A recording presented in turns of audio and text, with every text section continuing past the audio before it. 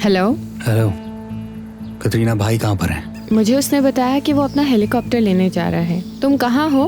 कब आ रहे हो? अल्लाह, अगर भाई ने अपना हेलीकॉप्टर ले लिया तो यहाँ पर आ जाएंगे वो और बहुत बड़ा मसला खड़ा हो जाएगा। अब तो मुझे ही जाकर कुछ करना पड़ेगा। लगता है बहुत बड़ा मसला आने वाला।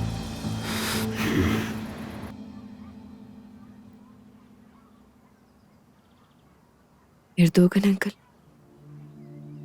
क्या हुआ था मुझे बताएं। ये बात तुम्हारे जाने के 1 साल बाद की है। मैंने उन दोनों को टेलीविजन के सामने बैठे हुए देखा था। वो दोनों ऐसे लग रहे थे जैसे सो रहे हो, मगर रात में शायद चूल्हा खुला रह गया और बस हम हो गए सब। वो नारिन और आतिफ क्या? इस वीकेंड पर दोनों एक साथ अफगान गए थे। तो क्या हुआ? तुम्हें क्या लगता है? अच्छा, अब ये मत कहिएगा कि उन दोनों के बीच में कुछ है, क्योंकि ऐसा है नहीं। जी हाँ, वो दोनों एक साथ हैं, मगर ये बात नारिन ने मुझे नहीं बताई, बल्कि आतिफ को बतानी पड़ी। हाँ, मुझे नहीं मालूम। मेरे हिसाब से तो वो झूठ बोल रहा है आपसे। भला उसको मुझसे झूठ बोलने की क्या जरूरत है?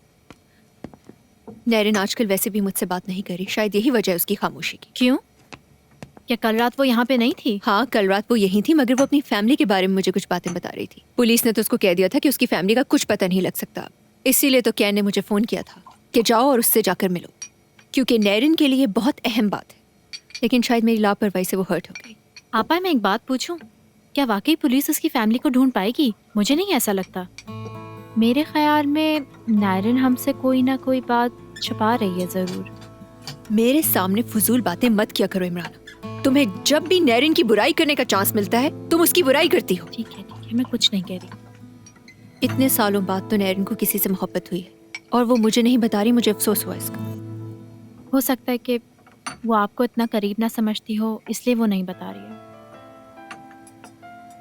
मैं कितनी डम, मेरी वजह से हमेशा उसको तकलीफ हुई है। इतने सालों बाद उसने अपने लिए एक दरवाजा खोला, पहला कदम उठाया उसने, लेकिन मैंने उसकी बात नहीं सुनी। ऐसा मैं कैसे कर सकती हूँ, तुम बताओ? ये सब उस सरमत करियाल की वजह से हुआ है। उसी ने कल मेरा दिमाग खराब किया था। मुझे तो लगता था सरमत करियाल आपको बहुत पसंद है। क्यों आपा? फजूल बातें मत करो। पता है उसका फेवरेट पेंटर कौन है? नहीं। सागान। हाँ? वो साजान को सागान बुलाता है।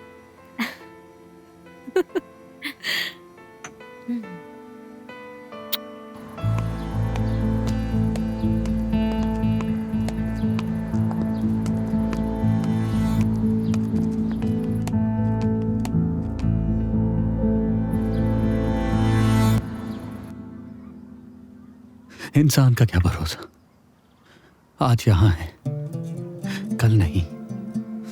सईदा का क्या हुआ? क्या वो वहां नहीं थी? हाँ, वो उस रात घर पर ही मौजूद थी, मगर उसके बाद मालूम नहीं कहाँ गई। उस रात वो मेरे लिए सूप लेकर आई, उसके बाद घर चली गई वो, और फिर कभी नजर नहीं आई वो, ना जिंदा ना मुर्दा। पुलिस ने हर जगह तलाश किया उसको, लेकिन कहीं नहीं मिली। पता नहीं किस हाल में होगी मेरी सैयदा। मैं तो यहाँ अकेला रह गया हूँ। उम्मू भी चली गई, हया और इब्बू भी नहीं है मेरे पास। हाँ, मैं अकेला हूँ, बिल्कुल अकेला। वो अक्सर बात करता था अपनी माँ से छुप छुप कर, और एक दिन वो भी मुझे छोड़कर चला गया और मेरे लिए एक हाथ छोड़ गया पीछे, और उसमें लिखा था वो मुझे बेहतर जिंदगी दे सकते।